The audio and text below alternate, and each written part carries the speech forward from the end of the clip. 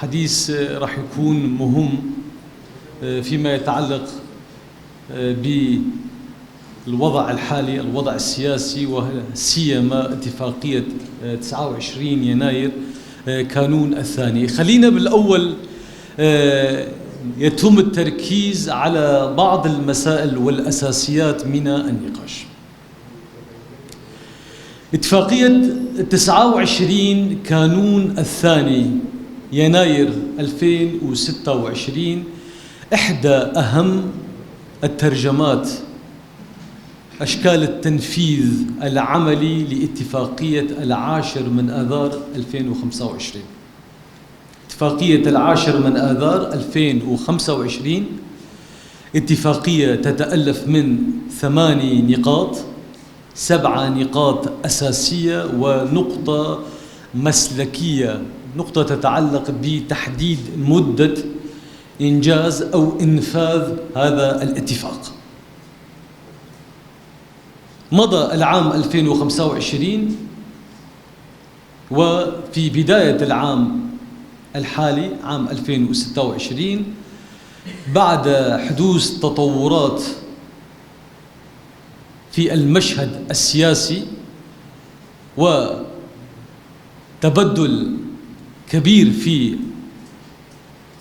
التأثير وإعادة تموضع لاستراتيجيات في المنطقة برمتها، وبعد حدوث بعد التطورات والتصادمات بين قوات سوريا الديمقراطية والطرف الآخر من الاتفاقية، وبدخول وإشراف مباشر من الولايات المتحدة الأمريكية، تم إنجاز أو تم إعلان اتفاقية 29 يناير كانون الثاني بين قوات سوريا الديمقراطية والحكومة السورية المؤقتة، التي تتألف أي الاتفاقية من 14 نقطة حددت وقتها بمسألة أيضا مسلكية، بأن يكون عمر إنجاز هذه الاتفاقية لمدة شهر واحد، لكي يتم التسليط على بحسب سياقات الندوة بحسب العنوان ما المنجز من هذه الاتفاقية. في الحقيقة أود قبل الخوض في هذه المسألة المهمة أن نسلم بمسائل جدا مهمة. النقطة الأولى أو المسلمة الأولى، الإدارة الذاتية منذ بداية تأسيسها وحتى هذه اللحظة أقرت أكثر من مرة، وخاصة في المادة الأخيرة من العقد الاجتماعي المقر في 16 كانون الأول 2023 بأن العقد الاجتماعي عرضة للتعديل الجذري حين الوصول إلى اتفاق متعلق بالشأن الوطني وإنجاز الدستور الوطني السوري. حتى هذه اللحظة لم يتم إنجاز هذا الدستور، ولكن تم الاتفاق على عدة مسائل أساسية. منذ البداية الأولى وحتى هذه اللحظة الإدارة الذاتية تجد نفسها جزءاً أو طرحت معادلة الحل بمسألتين متداخلتين. النقطة الأولى بأن الإدارة الذاتية جزء من النظام الإداري السوري العام، والنقطة الثانية قوات سوريا الديمقراطية جزء من مؤسسة الجيش الوطني السوري.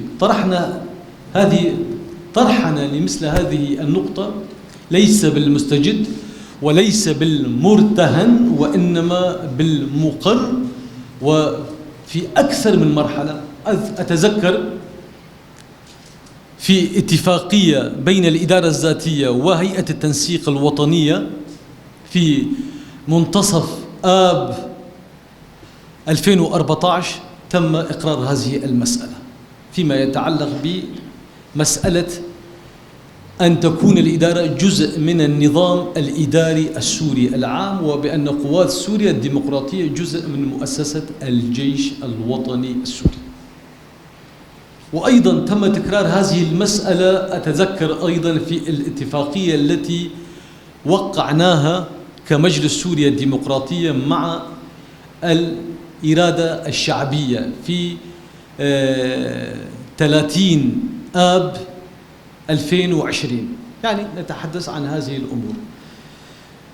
ما حدث في هذه الاتفاقية أيضا تم طرح مسألة بأن تتحول قوات سوريا الديمقراطية إلى جزء من مؤسسة الجيش، وبالفعل المطروح حتى هذه اللحظة بأن القوات أي قوات قسد تحولت إلى 4 ألوية، 3 ألوية في الجزيرة ولواء آخر في كوباني، ولواء آخر من الممكن ومن الضرورة الوطنية أن يكون هناك أيضا لواء في عفرين أيضا في فترة قريبة قادمة يتم إعلانها في وقتها المناسب. يتم الإعلان في الوقت المناسب لهذه المسألة.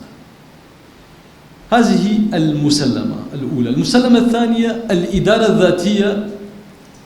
من الخطأ القول بأن هذه الإدارة سوف تنتهي أو هي عرضة للانتهاء، وإنما الإدارة الذاتية يصيبها التحول والتغيير وفق بنود اتفاقية 29 كانون الثاني 2026. وفي ما يتعلق بعملية الدمج واللجنة المشرفة على الدمج تم إنجاز خطوات مهمة في هذا الخصوص، فيما يتعلق بمؤسسة التربية، فيما يتعلق بالاقتصاد، فيما يتعلق بالقوات العسكرية، فيما يتعلق بالأسايش، فيما يتعلق بالقوات الأمنية، في الكثير من الأمور. متفقين إذا قلنا بأن الأمور لم أو ننتظر أن تصل إلى خواتيمها المرجوة. كيف؟ يعني الهدف الأساسي من دمج المؤسسات التعليمية للإدارة الذاتية أن يتم الإقرار باللغة الكردية كلغة رسمية في البلاد في سوريا، لغة تعلم وتعليم، لغة للتعلم والتعليم. حتى هذه اللحظة هذه المسألة حقيقة لم يتم يعني إنهاءها، حتى هذه اللحظة يتم الحوار وفق أساسياتها.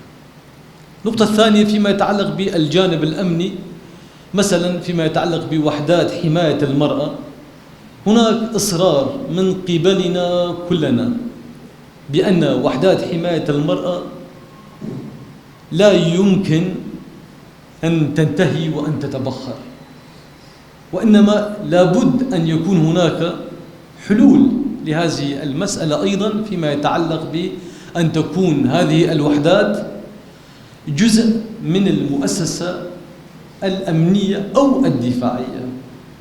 اليوم يتم الحديث محموم لإيجاد صيغة مرضية للطرفين تحقق إرادة وحدات حماية المرأة أن تكون جزء من وزارة الداخلية أو الشرطة الداخلية، تحفظ وتبقي خصوصية وحدات حماية المرأة في هذا الجانب. هذا الحديث هو حال لسان وحدات حماية المرأة. فيما يتعلق بمسائل متعددة، فيما يتعلق بوجود الإدارة الذاتية أو إعلان إنهائها، حقيقة هذه المسألة يعني نعيد ونؤكد الإدارة الذاتية لا يمكن أن تبقى مثل ما هي منذ العام 2014 وحتى هذه اللحظة. ولكن أيضا الإدارة الذاتية من الخطأ القول بأنها تنتهي وتتبخر، إنما الأصح أن نقول أنها تتبدل أو تتعدل وتتغير وفق بنود اتفاقية 26 أو 29 يناير كانون الثاني من الموسى. طبعا يعني أيضا من المهم، ونحن يعني يتم الحديث عن هذه الاتفاقية، أن نبرز بعض المسائل الأساسية، بأن ما يحدث في سوريا بعمومها وما يحدث في روج آبا بشكل خاص وفي مناطق الإدارة الذاتية هي جزء حقيقة من صراعات إقليمية وعالمية. هذه الصراعات من المرجح جدا أن تأخذ أوقاتا وتأخذ أزمانا متعددة حتى الوصول إلى الشكل المتفق عليه، وخاصة فيما يتعلق بالحرب الإيرانية الأمريكية الحالية. هذه الحرب حقيقة يعني هي حرب من أجل أن تنتهي الصيغة في الشرق الأوسط إلى نظام إقليمي جديد، إلى إحداث توازنات استراتيجية يتم يعني إيجاد منعكس لها في مناطق الشرق الأوسط، يتم أيضا أو مرتبطة ومؤثرة ومتأثرة بالصراع العالمي فيما يتعلق بالانتقال من نظام أو الانتقال إلى نظام متعدد القطبية. أمريكا وفق التقديرات وفق الترجيحات لن يعد بمقدورها أن تكون القطب الواحد المهيمن، وإنما إذا ما تحدثنا أو أقحمنا لغة الأرقام بعلم السياسة، مع أن السياسة لا تتحمل لغة الأرقام، لا نستطيع القول بأنه بعد 3 شهور راح يصير هيك وبعد سنة راح يصير هيك، مستحيل. هذا إقحام علم الأرقام أو لغة الأرقام بعلم السياسة أعتقد يعني سوف يكون بحرا من الترف، والترف بهذه الأوقات العصية فيما يتعلق بالشرق الأوسط عموما هو لا يتحمل مثل هذا الترف تماما. فإذا الترجيحات تؤكد بأن الولايات المتحدة الأمريكية لم يعد بمقدورها أن تتربع وحيدة كقطب مهيمن وحيد. على الأغلب سوف نشهد بعالم متعدد الأقطاب، سوف يكون هناك حضور وتأثير للصين في السياسات الدولية والإقليمية. أيضا روسيا لن تنسى لحظة واحدة خرائط عام 1916، واليوم بالذات كان هناك حديث لفلاديمير بوتين يؤكد بأن الخرائط العام التي أحدثت بعد العام 1916 لم تكن منصفة.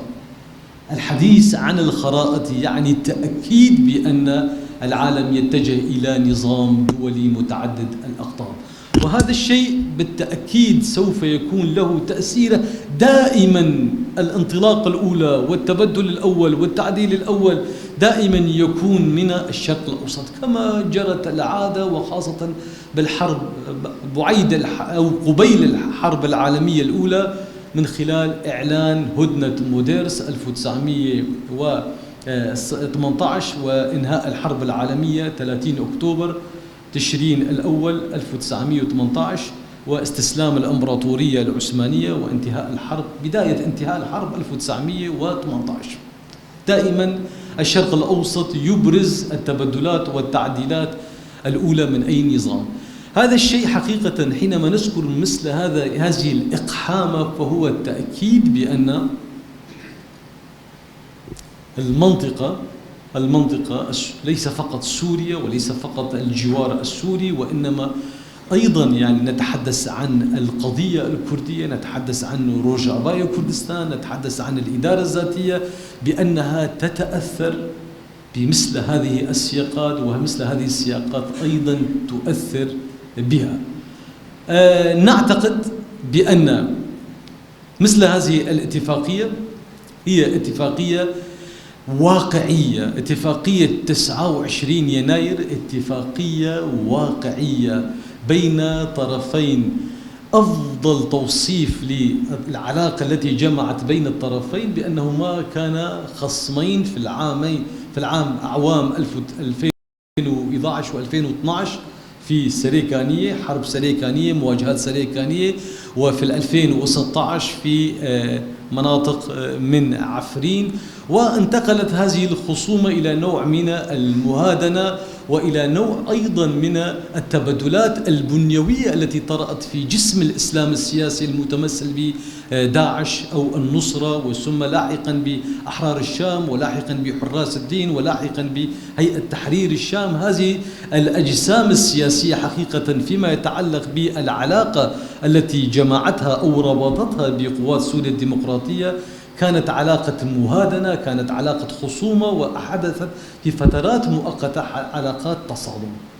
فأي اتفاقية حقيقة بين أطراف غير منسجمة، بين أطراف لها أفكار ومشاريع مختلفة، هذه الأمور كلها حقيقة تؤكد بأن مثل هذه الاتفاقية قد تحمل صبغة الواقعية، وبنظرنا ليست مثالية. اتفاقية 29 كانون الثاني بين قوات سوريا الديمقراطية وبين الحكومة المؤقتة هي اتفاقية واقعية، هي اتفاقية أنتجتها ضرورات المرحلة التي مرت والتي سبقت الحرب على إيران والتداعيات الأخرى. وهذه الحرب سوف تتوسع حقيقة لتضم هذه المنطقة أيضا. سوريا لن يكن بإمكانها أن تنأى نفسها عن هذه الحرب. ضمن هذه المسألة وضمن الخطوات المنجزة، وخاصة فيما يتعلق بالجانب الإداري وجانب الاندماج، كتعيين محافظ الحسكة وتعيين مديرية منطقة القامشلي وديريك، وأيضا يعني وظائف أخرى سوف نشهدها في مرحلة قادمة، حقيقة هي ممكن بما فيها المرسوم رقم 13 فيما يتعلق باللغة الكردية. يعني نستطيع القول بأنها خطوات ضرورية، خطوات مهمة، مدخل أساسي يمكن العد به والبناء عليه. ولكن يعني من أهم ما يؤخذ على الاتفاقية المنسجة بين الطرفين بأن يعني نحن تحدثنا عن المنجز وعن الذي لم ينجز حتى هذه اللحظة. لم ينجز حتى هذه اللحظة إيجاد حل لقضايا التنوع والقضايا القومية في سوريا، في مقدمتها القضية الكردية. يعني خاصة بعد الخطوات التي اتخذت فيما يتعلق بالتمثيل الكردي في مجلس الشعب السوري، كان لنا موقف واضح. أغلبية الأحزاب الكردية كان لها موقف واضح من ما حدث في مجلس الشعب الكردي، البرلمان الكردي. يعني أن أحد أهم أهداف الحركة الوطنية الكردية بما فيه حزب الاتحاد الديمقراطي المتأسس في العام 2003، يعني أحد أهم الأهداف السياسية أن يتم تمثيل الكرد وفق إرادتهم، وفق عددهم، وفق يعني وزنهم وتمثيلهم الحقيقي، أن يتم تمثيلهم في البرلمان السوري. ولكن المنجز من هذه المسألة، أي وجود بعض الكرد في المجلس النيابي أو المجلس، حقيقة نحن لا نستطيع القول بأنه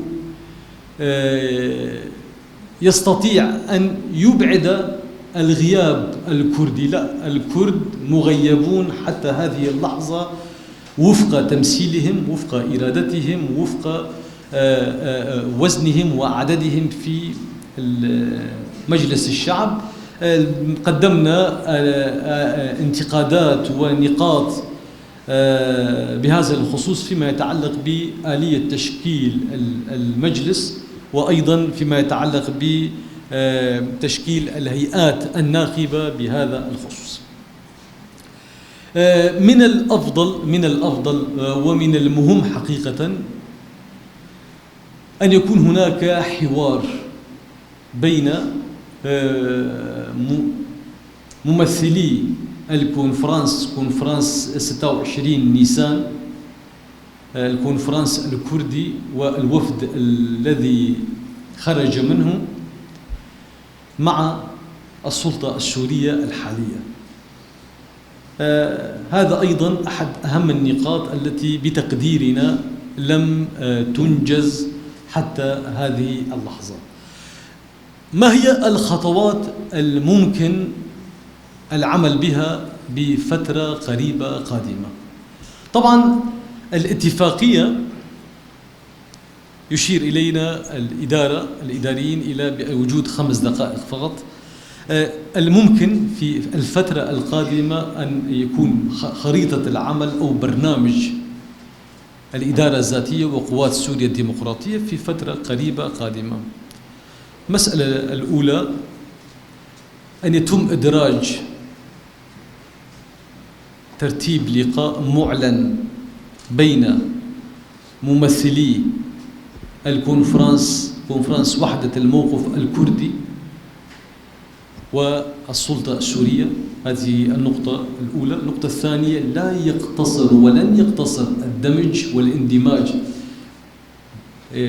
كي نصل إلى النتيجة المرجوة بأن تكون الإدارة الذاتية جزء من النظام الإداري السوري العام، لا يقتصر على دمج هذه المؤسسات فيما يقابلها ضمن اللامركزية الموسعة المقرة فقط، وإنما يجب أن يكون هناك أيضا لنا وجود للقيادات السياسية، لقيادات الإدارة الذاتية، وجود في دمشق في الجانب أو السلطة التنفيذية، سواء كان الوزارات أو معاوني وزارات أو حتى سفراء وقناصل. هذا هو المتفق. وأيضا أمور وتفاصيل كثيرة حقيقة. يعني أود أن أجمل الحديث ب3 مسائل أساسية أو 3 جمل أو نقاط مفصلية. هذه الاتفاقية لا تستطيع أن تكون اتفاقية إلى ما شاء من المسألة الوطنية السورية. ممكن أن تكون اتفاقية محددة، وأعتقد وأنا هذا هو رأيي الشخصي بأن هذه الاتفاقية ممكن أن تكون صلاحيتها بنهاية المرحلة الانتقالية أو نهاية عمر مجلس الشعب، أي نهاية العام 2027، أي بداية العام 2028 من الممكن أن تكون هناك اتفاقية أخرى تتصل وتبنى على هذه الاتفاقية. النقطة الثانية، مهما يمكن القول في هذا الخصوص فيما يتعلق بأن الاندماج الحاصل لن يرتقي إلى طموح الكرد كشعب وكقضية في روجافايا كردستان وفي سوريا. يمكن الوصول وقتها حينما نشهد ضمانات دستورية يقر في الدستور السوري كجمهورية سورية فقط بدون أي لعقة قومية أو دينية أولا. ثانيا بأن الشعب الكردي له الحقوق الكاملة وفق متعلقات القانون الدولي، وأن يتم تضمين ذلك دستوريا. هذه المسألة وقتها حقيقة، وهذه المسألة ممكن أن نشهد بفترة قريبة قادمة وجود حزب أو تمثيل أو حركة سياسية جديدة حقيقة تبرمج نفسها وتحاول أن تكون مدججة بالكثير من الأطر الجديدة التي يمكن أن تواكب، يعني حزب جديد بتفكير وآلية جديدة في الفترة القادمة، وأيضا تكون مستعدة لأي اشتباك سياسي واشتباك وفق طبيعة المرحلة الانتخابية ومسائل الانتخابات ومسائل أخرى. النقطة الأخيرة، القول الصحيح هو أن نقول الثابت في هذه المرحلة هو المؤقت، وهون ساون كالإكسبرس.